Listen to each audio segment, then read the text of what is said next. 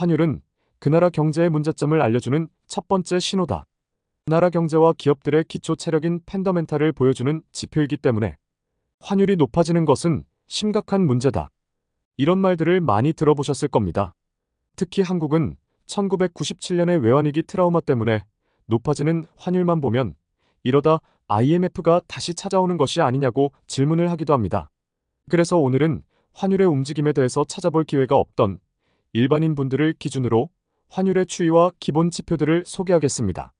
지금 보는 것이 10년 동안의 달러원 환율 추이입니다. 미국 달러에 대해서 한국의 원화가 10년 동안 30%나 평가절하된 상황으로 우리 돈의 가치가 상대적으로 많이 약해졌음을 뜻하게 됩니다. 이렇게 많은 분들이 달러원 환율을 검색해보면서 우리의 통화 가치가 얼마나 세지고 약해지는지는 잘 알고 있지만 미국의 통화, 달러 가치를 평가하는 지수는 뭐가 있는지, 그 지수의 움직임에 결정적인 영향을 주는 건 또 뭐가 있는지 알아보겠습니다. 달러 가치는 달러 인덱스, 달러 지수라고도 불리는 지표에 의해 그 가치가 얼마나 세지고 약해지는지를 알 수 있습니다.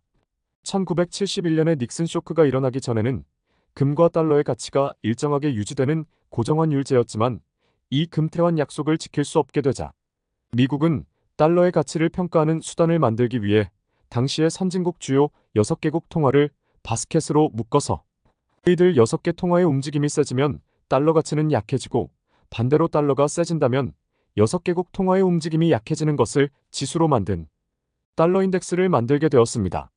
지금 보는 것이 방금 설명한 달러 인덱스 지수입니다. 그래서 달러 가치가 얼마나 세지고 약해지는지를 알려면 달러 인덱스를 검색해서 보게 되는데요.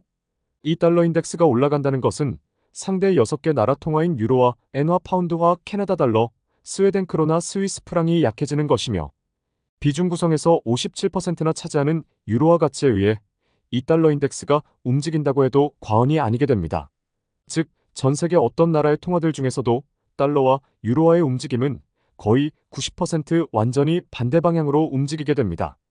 그래서 환율을 보는 기본 상식은 우리나라 달러원 환율을 볼 때 1차적으로는 달러 인덱스를 보게 되고 2차적으로 달러 가치를 결정짓는 핵심 반대 통화인 유로화 가치를 찾아보는 것입니다. 지금 보는 것이 유로화 가치를 지수로 보여주는 차트인 유로달러 환율입니다. 유로달러 환율은 1유로를 달러로 교환할 때 들어가는 교환 비율입니다. 보는 것처럼 10년 전쯤에는 1유로에 대해서 달러로 교환을 하려면 1.3달러가 필요했지만 지금은 1유로를 교환하는데 1.08달러면 교환할 수 있다는 뜻이죠. 이는 상대적으로 유로화의 가치가 미국 달러에 대해서 많이 약해졌음을 뜻하고 이로 인해 그동안 달러 인덱스가 상승했으며 그 영향으로 달러원 환율에도 안 좋은 영향을 끼쳤다고 해석할 수 있습니다.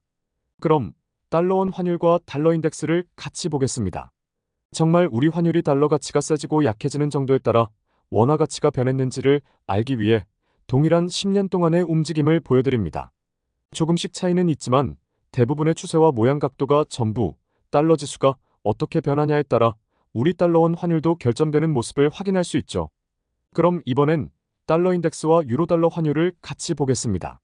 정말 유로달러 환율과 달러 지수는 완전히 반대로 움직이고 있음을 확인할 수 있죠. 이번엔 유로달러 환율과 달러원 환율의 움직임을 비교해 보겠습니다. 어떤가요? 결국은 달러원 환율의 움직임은 달러 인덱스와 유사하게 흘러가고 그 달러 인덱스와 반대로 움직이는 유로달러 환율의 움직임과 우리의 달러원 환율의 움직임도 서로 반대로 흐르는 측면이 있다는 것을 부정할 수 없을 것입니다. 그렇다면 환율이 높아진다고 외환위기가 올지 안 올지도 알아보면 좋을 텐데요. 외환위기라는 것은 달러에 대한 부채, 우리나라가 달러 빚을 갚을 수 있는 상황이 아닐 때를 말합니다. 외환 보유고를 검색하면 이렇게 4,132억 달러 수준의 외환을 보유하고 있다고 나오지만 이 정도 보유하고 있는 수준이 도대체 달러 빚에 대해선 얼마나 안전한 포지션인지 알 방법이 미약합니다. 그렇다면 정말 외환위기가 발생했던 1997년의 상황으로 돌아가서 지표를 봐야겠죠.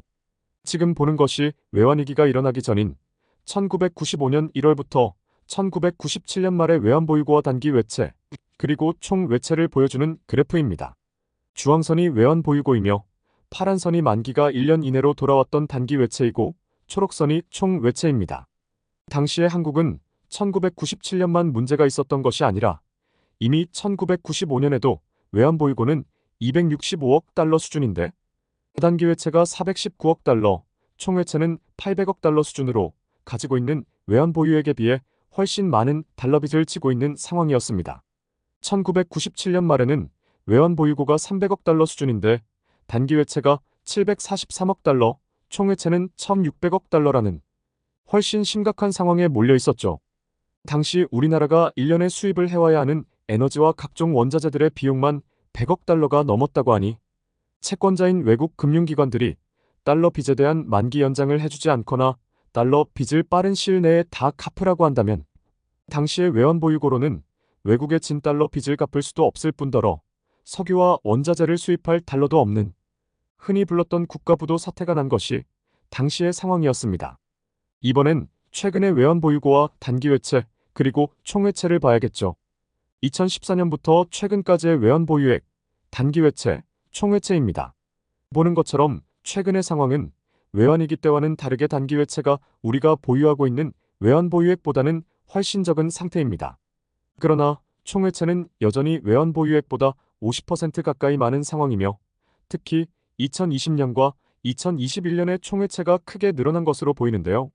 이는 아무래도 코로나로 인한 이전 정부의 재정지출 확대와 관련된 것으로 달러 빚이 크게 늘어났던 상황으로 예상됩니다. 아무튼 중요한 것은 단기 외채의 비율 여부입니다.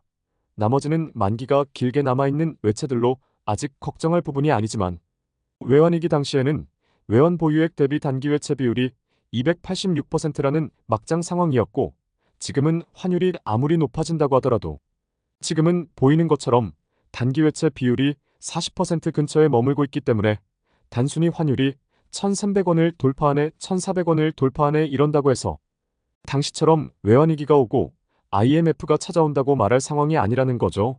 현재 우리나라의 상태로 봐선 97년 같은 외환위기 형태보다 다른 형태와 방식의 경제위기가 찾아올 가능성은 있어 보여도 환율이 높아진다고 IMF가 온다고 하는 것은 잘못된 판단이라고 하겠습니다. 환율에 대해선 앞으로도 말할 거리가 더 있을 것 같습니다. 미국의 금리 정책 변화가 예상되는 시점에서 각국의 환율이 또 요동칠 것이기 때문이죠. 그럼 좋은 정보 되셨길 바랍니다.